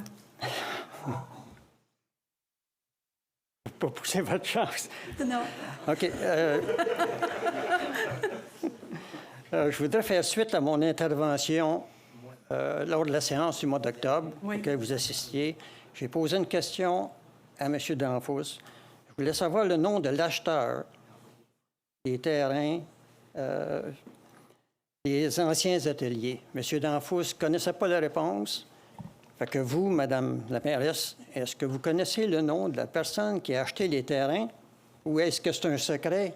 Non, c'est sûr que c'est pas un secret, là, M. Leduc. Ça peut pas être secret. J'espère. Non, ça peut pas être secret. Est-ce que nous avons cette information-là? Parce que moi, comme tel, je n'ai pas le nom exact. Là. Je sais que ce sont plusieurs personnes, mais je n'ai pas les noms. Enfin, je ne veux pas vous dire n'importe quoi. Non, je sais que c'est quelque chose qu'on peut avoir. Okay. Non, je sais que c'est une compagnie à numéro, mais j'étais intéressé à savoir le propriétaire ou les actionnaires, juste par... Oui. On pourra vous le faire. En fait, on peut préciser le nom exact. Je veux juste tenir à préciser que la transaction s'est faite dans le cadre d'un processus d'appel d'intérêt qui a été publié par la Ville sur le SEAO, donc le système électronique d'appel d'offres. Donc, on a fait essentiellement le même processus que pour un appel d'offres.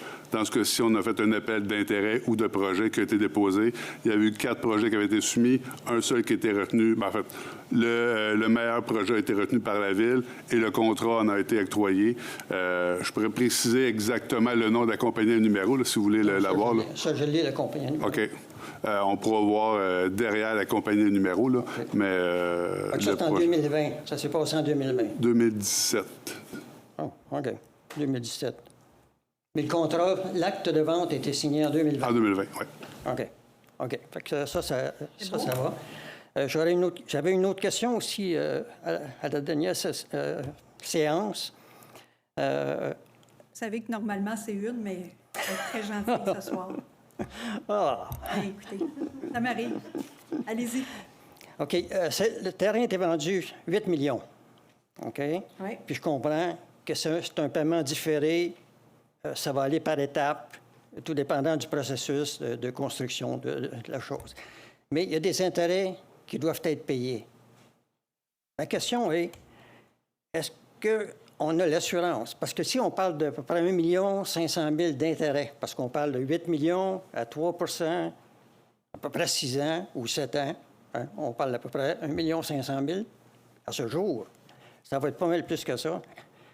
Ma question est, est-ce qu'on a l'assurance qu'il y a eu une clause, ou il y a une clause dans l'acte de vente qui spécifie les modalités de calcul et l'échéancier pour les intérêts? Ce que je veux être sûr, c'est que les intérêts que l'acheteur va payer ou devrait payer vont effectivement être payés et bien calculés par la Ville. Je comprends votre question. Je n'ai pas le contrat sous les yeux, alors je ne peux pas répondre à ça.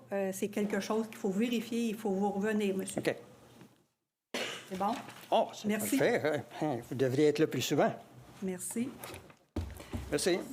J'aime bien mon siège de conseillère. Rebonsoir, Richard Doff. Justement, la dernière séance du Conseil là, au mois d'octobre, Oui. M. Danfous m'avait parlé qu'il voulait organiser une rencontre parce que je lui avais suggéré avec Beauval, DMX CRH, la Ville, les citoyens, Oui. puis qu'il m'avait dit avant les élections que non, il ne le faisait pas, mais après les élections. Mais là, on est après les élections. Là, on a une petite accalmie, c'est le temps de régler nos problèmes. Fait que je voulais savoir, c'est-tu au calendrier, quand est-ce que ça va se faire? Écoutez, moi, je n'ai pas le calendrier de M. Danfous. Ce que je peux vous dire, c'est qu'il nous avait fait part qu'il était supposé de vous rencontrer et d'avoir cette rencontre-là. Vous n'aviez parlé quand vous l'aviez rencontré, M. Danfous, Oui. ça, l'été dernier. Alors, il n'y a aucune raison que cette rencontre n'ait pas lieu. Alors, ça sera à M. Danfous d'organiser la rencontre là, dans les prochaines semaines. Mais là, nous sommes en processus budgétaire. Il y a la période des fêtes. Ça peut aller facilement après les fêtes, là, même si c'était après les élections. Après les élections, je peux vous dire là, que ça va vite. La période des fêtes arrive avec les budgets et tout ça. Là. Fait que Oui. je vous dirais que ça risque plus d'être après la période des fêtes qu'il y aurait une rencontre. À partir du moment où il vous a dit qu'il y en aurait une rencontre, normalement, il tient parole. Parce qu'il y a un sentiment d'urgence, vous le savez tous. Là. Je vous comprends, mais... Merci. Marie-Ève Dulude, chemin de la Baronnie. J'aimerais vous demander, concernant le 4295 chemin de la Baronnie, j'aimerais savoir, le dernier mois, je m'excuse, j'ai oublié le numéro du règlement, mais... Excusez-moi, vous avez bien dit le 8295. Non, 4295. 4295. Chemin de la Baronnie. Je veux juste qu'il s'assure de bien noter l'adresse. Parfait. Le mois passé, vous avez adopté un règlement là, concernant les habitations vétustes ou mal entretenues. Ou bon. La Ville a acheté cette demeure-là. Ça fait 3 ans qu'elle est inondée. La Ville ne fait jamais rien. Là, la dernière fois que j'avais questionné, il y avait eu les grandes inondations à la Ville. On me disait, bon, on va y aller par priorité, je comprends, mais là, ça fait quelques mois que c'est passé tout ça. Est-ce que je pourrais vous demander de rebrancher l'électricité dans cette demeure et de faire les travaux? Parce que les travaux, notre ancien conseil municipal avait fait son travail. Et la journée où les travaux publics ont voulu enlever l'eau, régler la situation, même quand les travailleurs avaient déroulé leurs pompes, tout ça, tout d'un coup, le foreman a reçu un appel, puis on a remballé le matériel. Alors, on a décidé de ne pas enlever l'eau parce qu'en fait, les gens, une maison bâtie à la main par un ébéniste qui vaut entre 800 000 $ aujourd'hui sur le marché, on pourrait dire 1 million avec la superficie de terrain, et laissée à elle-même, puis dépérir. Mais ça vous appartient à la Ville. Donc là, comme vous avez adopté un règlement sur comment obliger les propriétaires de reprendre... de corriger le tir, je dirais. Donc, j'aimerais savoir qu'est-ce que vous allez faire concrètement pour remettre à l'ordre cette demeure. C'est pas ce soir que je vais vous informer de comment ce qu'on va faire. C'est un point qu'on va regarder encore en conseil. Est-ce que vous pouvez vous engager à retirer l'eau et à rebrancher l'électricité sur cette demeure?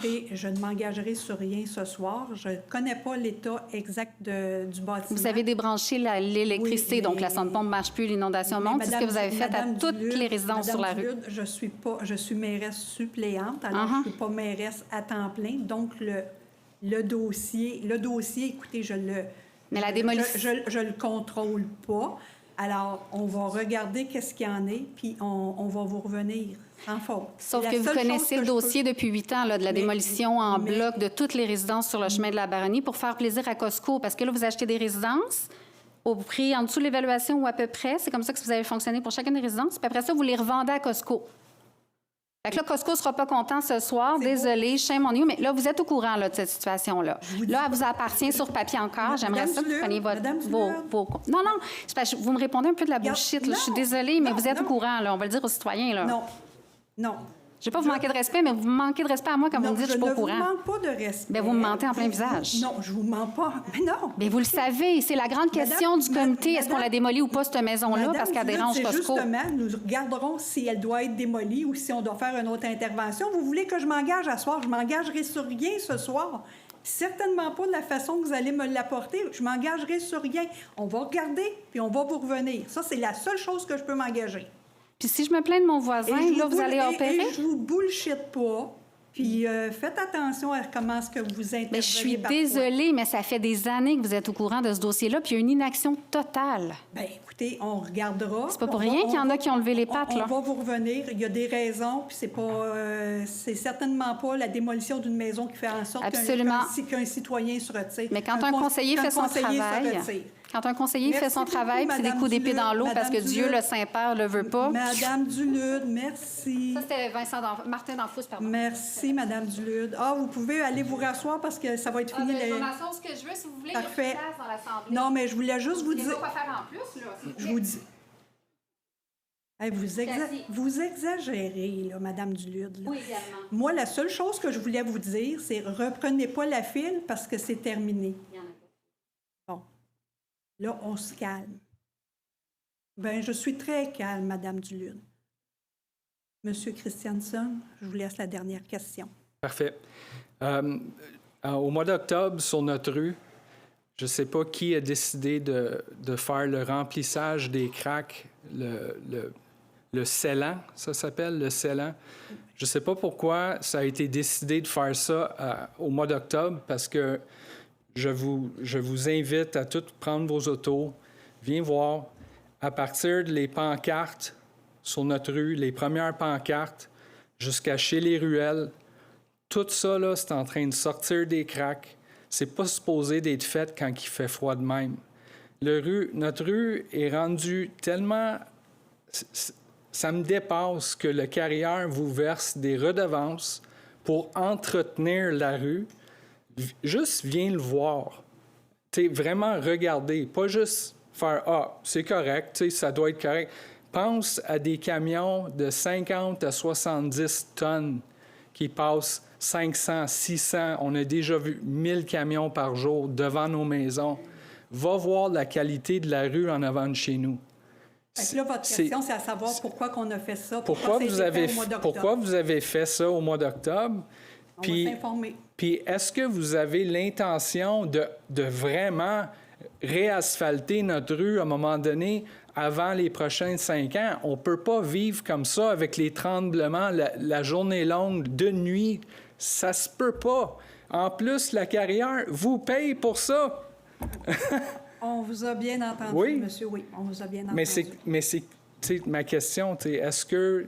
Là, votre première question, ça a rapport avec les remplissages. Oui, exact. Des pourquoi ça a été fait au froid? On va vérifier pourquoi c'était fait en octobre. Ce que je peux vous dire, si je ne me trompe pas, au niveau urbain, ça a été fait aussi en octobre. C'était fait dans la... Non?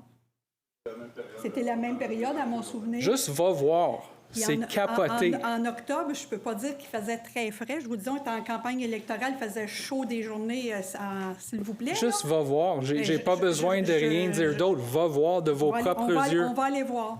Oui. Merci. Sortez de vos autos. Regardez, c'est tout sur les bords de la rue. T'sais. Merci, monsieur. All right. Au revoir. Donc, on est rendu à la parole des conseillers. Je vais commencer avec monsieur Groux, s'il vous plaît.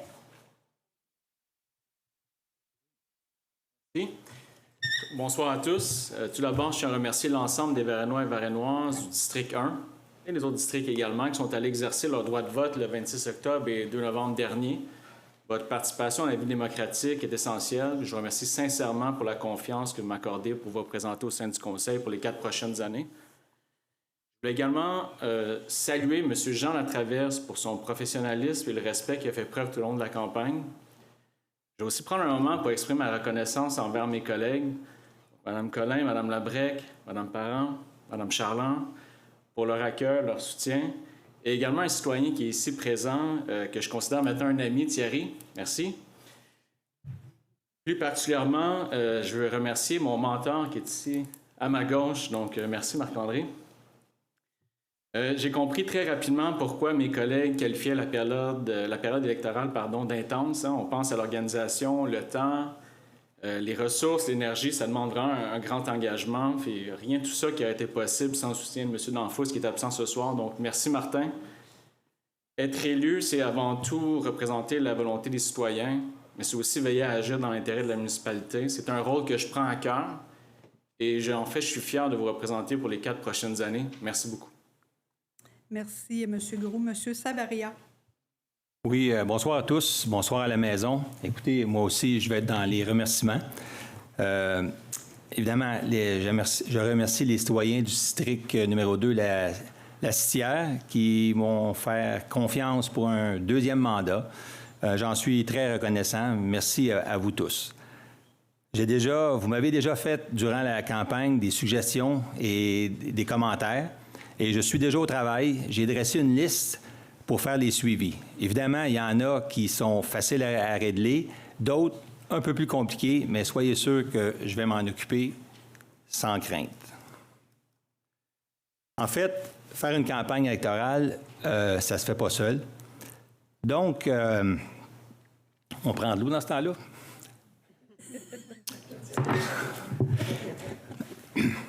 En fait, je voudrais remercier ma conjointe, Lucie, qui a travaillé très fort avec moi. A été un chef de cabinet extraordinaire. Elle m'a encouragé, supporté et vu à la logistique tout au long de la campagne. Vraiment, merci beaucoup, Lucie. Aussi, je ne peux pas oublier mon vieux pote, Daniel Camiran, qui m'a supporté tout au long de la campagne. En fait, Daniel, il est avec moi depuis 2013. Donc, il a fait 2013, 2017, 2021, 2025. Donc, on peut dire qu'il en a vu des portes, mon chum, puis je l'appelle la machine à faire des portes. Ouais. Beau temps, mauvais temps, Daniel répond toujours présent et toujours très enthousiaste à aller rencontrer les citoyens. Fait que donc, encore, Daniel, merci beaucoup pour ton aide au cours des 12 dernières années. C'est apprécié. Évidemment, sans oublier ma famille, ma fille, mon garçon, mon frère, mes sœurs, mes neveux, nièces qui ont contribué à ma campagne. Fait que donc, comme vous pouvez voir, ça prend du staff pour faire une campagne. Donc, comme on dit, se mettre la face sur le poteau, c'est tout un défi. Que ce soit à Varennes ou ailleurs, je n'ai jamais entendu un candidat dire que c'est facile de faire une campagne électorale. Je tiens à féliciter les 16 conseillers et conseillères qui ont travaillé sans relâche pour se faire élire.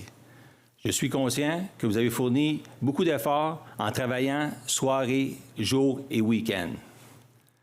De plus, je voudrais saluer Mélanie Caron, qui s'est présentée dans mon district. Nous avons eu l'opportunité de se rencontrer à quelques occasions lors de la campagne et nos échanges ont toujours été cordiaux. Maintenant que la campagne électorale est chose du passé, en fait que nous soyons un élu indépendant ou faisant partie d'une équipe, je souhaite que nous puissions travailler dans un esprit de collaboration. Il faut toujours se rappeler que nous devons travailler pour le bien de la communauté et de notre population. Je ne peux pas terminer mon point sans parler de l'intervention de M. Lassonde.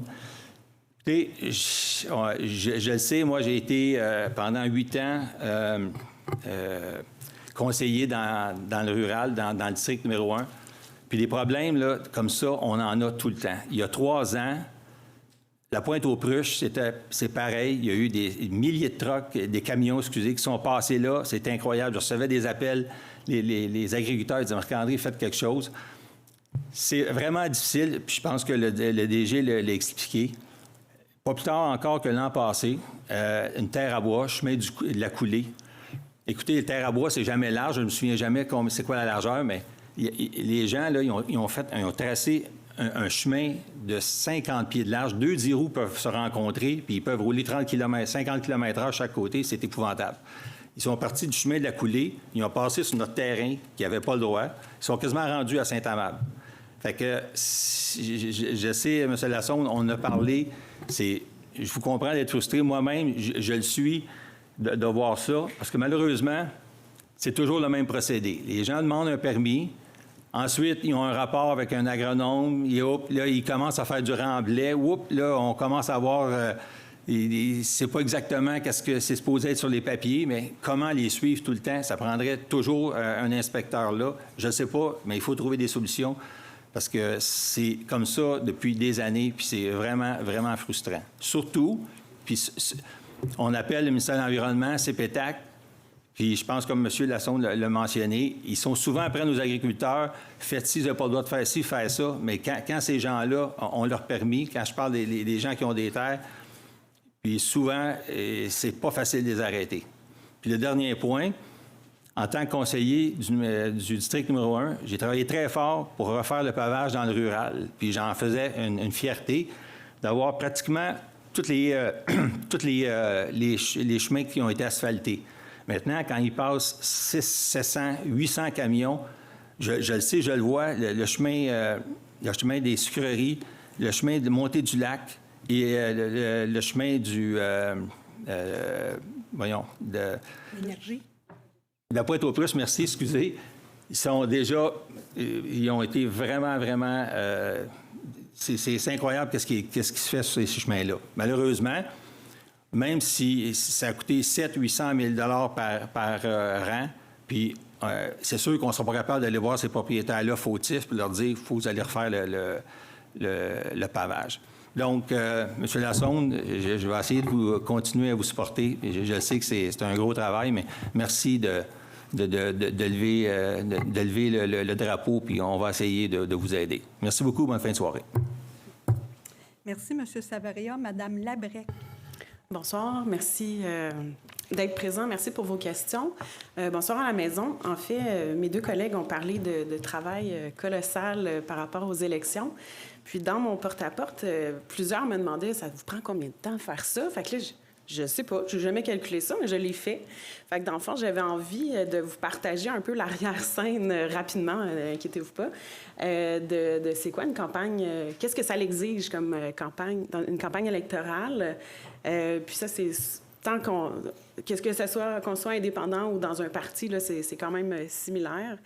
C'est un processus qui est souvent inconnu, là, comme je disais.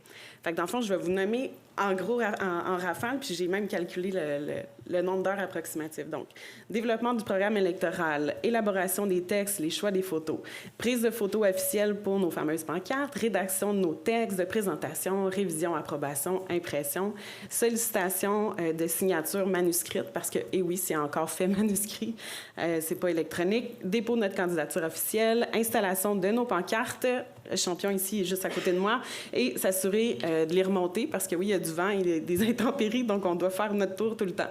Plusieurs rencontres de partis dans notre contexte, trouver les bénévoles, sollicitation financière, justement, pour aller de l'avant, distribution de notre programme électoral, parce que Post Canada était en grève, je tiens à le rappeler, gérer, dans le fond, la liste électorale, faire le porte-à-porte environ 1 mois et demi à tous les soirs, à tous les week-ends. On revient faire les maisons, dans le fond, lorsque vous étiez absent. Souvent, on fait un 2e puis un 3e tour. Distribution des accroches-portes, gérer les médias sociaux, les messages privés, les téléphones. Le jour du vote, dans le fond, téléphone de rappel amical pour ceux qui nous avaient laissé les numéros de téléphone, comptabiliser les citoyens ayant voté, car oui, on a accès à savoir c'est qui est allé voter le jour de l'élection. Présence au dépouillement, résultat de l'élection, enlever les pancartes, note assermentation. Donc, tout ça, ça représente minimalement 240 heures en 2 mois. Puis, en plus, bien, souvent, on a aussi un travail à temps plein. Donc, c'est quand même beaucoup de travail. Donc, j'étais curieuse de savoir c'était quoi ce fameux chiffre. Puis, c'est fait bénévolement aussi, hein, juste... Que vous le sachiez. Donc, que vous soyez satisfait ou non des résultats. Donc, une chose est sûre, c'est que c'est beaucoup de travail. Donc, bravo à tous les candidats. Donc, j'en vois dans la salle, M. Duval, bravo, M. Poulain, M. Latraverse, Mme Piché. Et je salue Ariane Gagné, là, qui n'est pas ici dans la salle. En terminant, je m'en voudrais là, de ne pas remercier justement l'ensemble des citoyens de mon district qui ont pris le temps d'aller voter, ainsi pour votre confiance là, pour le renouvellement de mon mandat. Je tiens aussi à remercier du fond du cœur donc mes bénévoles, mes amis, ainsi que les membres de ma famille. C'est toujours le petit bout de shaky. Je pense que sans eux, c'est juste impossible, tant au soutien moral qu'en temps. Merci également aux collègues là, du Parti durable. Donc voilà, merci, bonne soirée. Merci, Mme Labrec. Mme Durocher.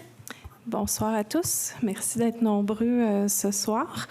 On sent la vitalité citoyenne et dynamique de notre ville. Je pense que, bon, c'est un premier conseil public depuis l'élection. Vous l'avez vu, mes collègues vont faire un petit retour là-dessus. Merci pour le calcul des heures, Geneviève. Ça donne un peu le vertige. Moi aussi, je vais faire un petit retour. Je voudrais saluer tous les candidats qui se sont présentés. Se mettre la face sur un poteau, comme dit Marc-André, c'est pas banal, ça demande du guts. Mettre le temps qu'il faut pour le porte-à-porte et les 240 heures en 2 mois, ça demande un dévouement. Et à ce titre, je veux notamment saluer Mme Piché qui est là aujourd'hui. Par contre, je voudrais surtout remercier les citoyens du District 4 de m'avoir fait confiance pour un autre mandat. C'est un honneur, c'est un privilège de vous servir. Puis, j'espère que dans les prochains 4 ans, je serai à la hauteur de cet honneur. Je voudrais aussi finalement souligner qu'il y a 40% des Varennois qui ont voté, qui ont fait le choix de donner leur confiance à un candidat indépendant. Donc, pour exprimer une diversité des voix ou une pluralité d'opinions autour du Conseil. Donc, je les remercie aussi pour faire confiance à des candidats indépendants. Donc, je vous souhaite une bonne soirée.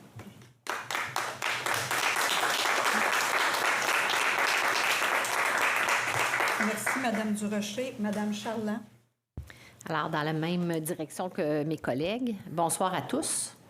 Depuis plus de 10 ans, j'ai pris place dans cette salle presque tous les mois en tant que citoyenne investie. Aujourd'hui, c'est avec fierté que je suis assise devant vous en tant que conseillère du district 5, Petite Prairie, mon terrain de jeu quand j'étais petite, comme je l'ai mentionné à plusieurs reprises lors de ma campagne électorale et de mon porte-à-porte. Merci à Martin Danfous qui m'a accueilli dans cette équipe où, depuis le début de la campagne, je suis écoutée, consultée et où il y a eu de beaux échanges entre collègues. Merci à ma garde rapprochée, mon conjoint et mes enfants qui sont ici ce soir, ainsi que mes frères, ma parenté et mes amis qui ont fait de cette campagne une première victoire. Un bonjour à Caroline Piché et Caroline Herpin, les 2 autres Carolines qui ont eu une belle campagne aussi. Merci à M. Benoît Duval dans la salle ici ce soir que j'ai rencontré rapidement lors d'une journée de porte-à-porte et avec qui je considère avoir eu une campagne électorale positive. Aux citoyens du District 5, souhaitons-nous une transition en douceur. Je suis maintenant prête à prendre la route avec vous pour un premier mandat. Merci de votre confiance et un merci spécial à ceux qui n'allaient habituellement pas voter, qui l'ont dit et qui l'ont fait. Votre devoir est maintenant fait. À mes élèves du Carrousel, même s'ils sont petits et leurs familles, merci de vos encouragements et de vos bons mots tout au long de cette campagne. Pour terminer, un clin d'œil spécial à mon père, à ma mère et à Jean-Claude.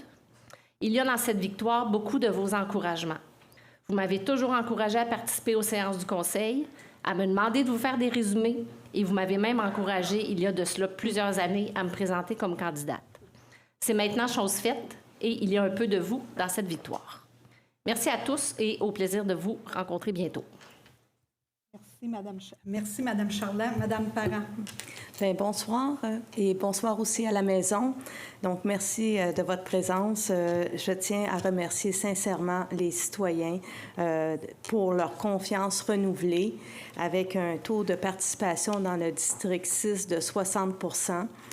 Être réélu pour un 5e mandat est un honneur que je reçois avec humilité et engagement.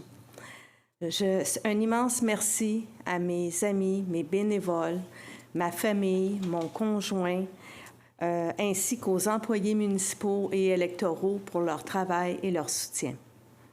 Je salue également tous les candidats qui se sont présentés à cette campagne électorale. Ce mandat sera guidé par la rigueur, l'écoute et la transparence.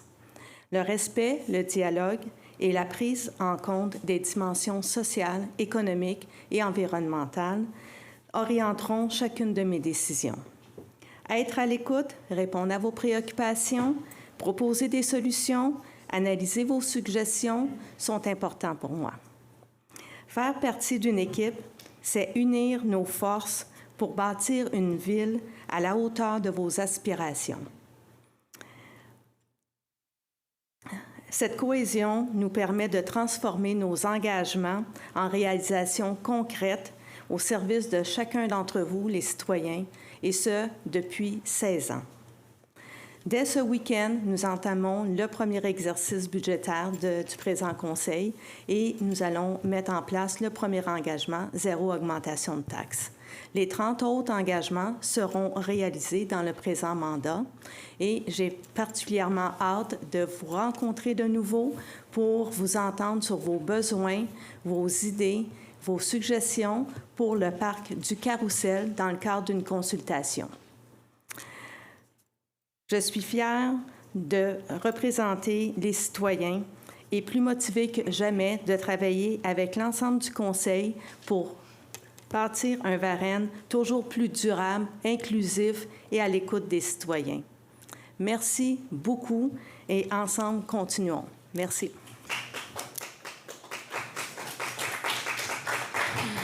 Merci. Merci, Madame Parent. Monsieur Marcil,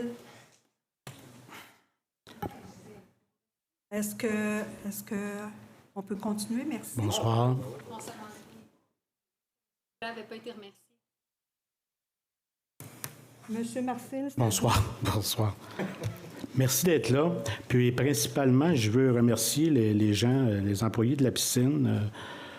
Je trouve ça tout à fait louable, puis vous l'avez fait d'une très belle façon tantôt, de bien expliquer le contexte, là, puis de vos demandes.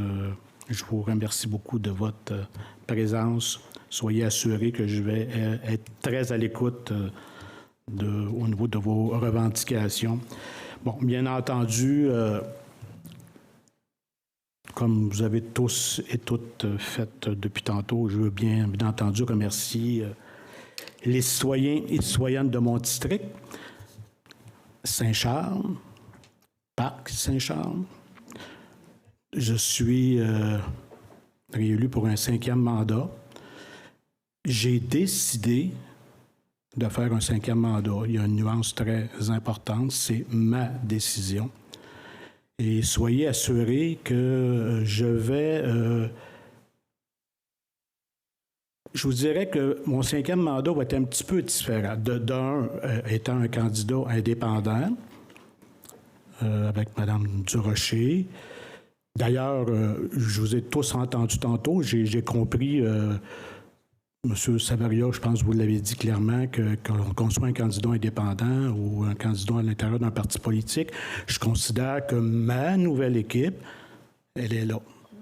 OK? Fait que donc, le lendemain des élections, j'ai sur ma page personnelle Facebook déjà bien identifié le rôle que je voulais jouer, un rôle de collaboration avec tout le monde. J'ai aussi félicité M. Danfous pour sa réélection. D'ailleurs, lors de mon porte-à-porte, à chaque porte, j'en ai fait plusieurs, j'ai fait presque 4 tours de mes portes. J'aime ça, aller rencontrer les citoyens. J'ai toujours expliqué la même chose, que j'étais pour travailler avec le nouveau conseil et avec le maire élu, dans un esprit de collaboration. Puis là, il y a des gens qui me disaient « Ah, c'est bon, Gaétan, de l'opposition. » Puis là, je leur disais « Non. Je ne m'en vais pas en opposition. Je m'en vais en collaboration. » Est-ce qu'avoir une idée différente de la majorité est de l'opposition? Non, c'est la démocratie. Et j'espère que les belles paroles, maintenant, vont se concrétiser. Parce que je veux bien collaborer, mais pour collaborer, il faut que je sois impliqué. Donc, il faut qu'on m'intègre dans la machine de gouvernance. Il faut qu'on me donne la possibilité d'émettre mes idées, même si mes idées ne sont pas partagées par la majorité. C'est ça, la démocratie. Maintenant, le défi, c'est les prochains jours, c'est les prochaines semaines. J'ai demandé avec Mme Durocher une rencontre avec M. Danfous prochainement pour qu'on puisse se parler, ce qu'on n'a pas encore vraiment réussi à faire, là, je vous l'avoue, pour qu'on s'exprime sur comment on peut travailler ensemble. Vous savez tous que dans une ville, il y a des comités. D'ailleurs, lors de mon dernier mandat, j'étais celui, pas nécessairement qu'il y en avait le plus, moi, en tout cas, je participais à 7 comités. Maintenant, ça va être quoi?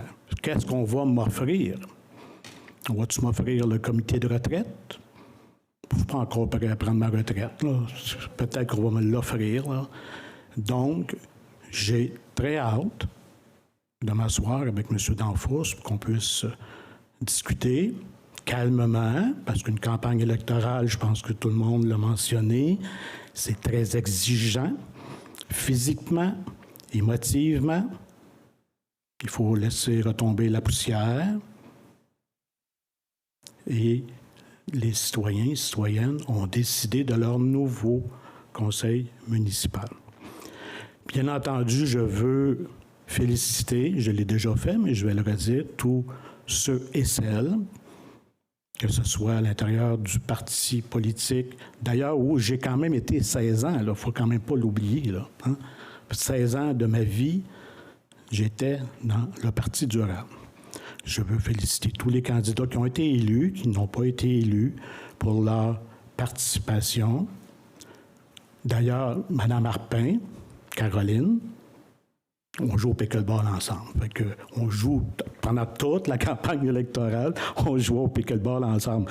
On était même côte à côte, parce que vous savez que le pickleball actuellement, ça joue plus à 2 contre 2. Fait que j'ai eu de très bonnes discussions avec Mme Arpin. Ça s'est fait dans l'harmonie. On s'est rencontrés à plusieurs reprises lors de notre porte-à-porte. Ça s'est très bien passé. En terminant, bien entendu, il y a des candidats qui sont ici, des gens qui se sont présentés candidats indépendants. On les a nommés tantôt, bien entendu, Dexter, il y a Jean qui est là. Et je pense avoir vu M. Duval. Bonjour, M. Duval. Benoît, je tiens à te remercier. Tu sais, hein, ça fait depuis le début juillet, nous, qu'on était en campagne électorale. Là. On a fait du chemin ensemble. On l'a fait correctement. Et je veux aussi te remercier, en mon nom personnel, pour ton implication lors des 8 dernières années au nom de la Ville de Varennes et en mon nom personnel. Merci beaucoup. Bonne fin de soirée.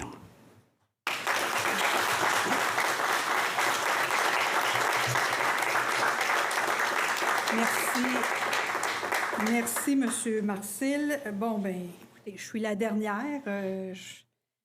Je vais quand même prendre quelques minutes de votre temps pour faire aussi mes remerciements aux citoyens du district 8 de Martigny. Écoutez, moi, c'est ma 6e élection. Alors, ce renouvellement de mandat fait en sorte que c'est une confiance renouvelée des citoyens et sachez que ça me touche beaucoup.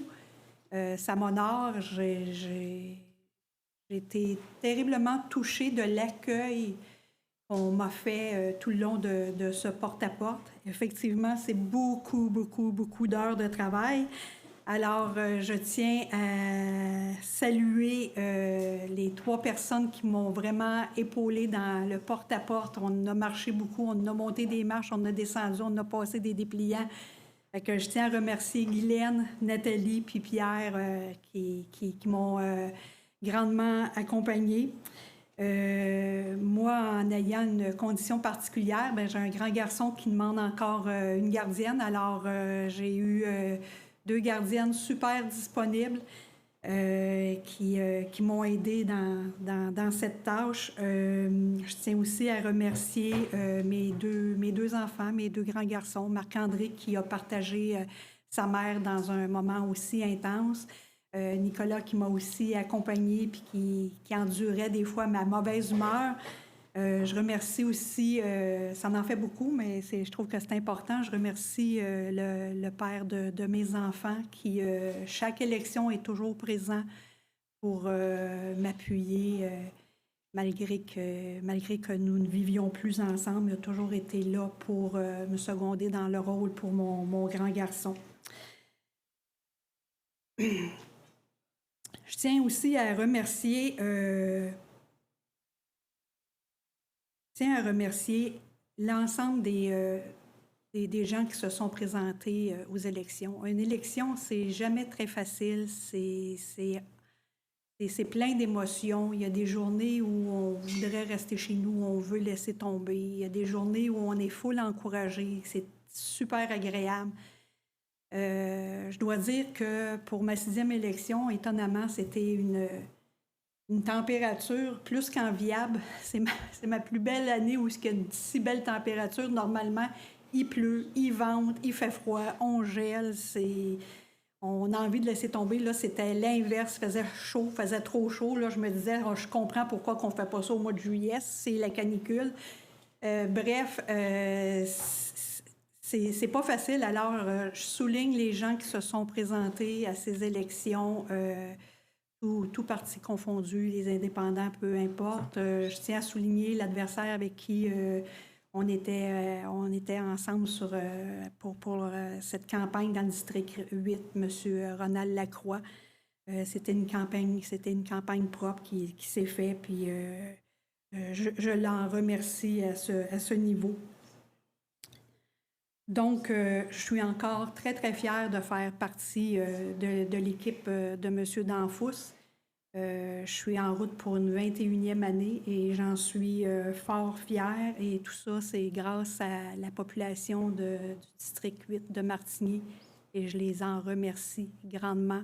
Vous m'avez fait encore un honneur pour un autre 4 ans et je vais faire mon possible pour ne pas vous décevoir. Là-dessus, je vous souhaite une excellente soirée. Merci beaucoup et on vous attend la semaine prochaine. Il y aura une autre publique la semaine prochaine, le 1er décembre. Merci, bonsoir et M. Danfous sera là. Bonsoir.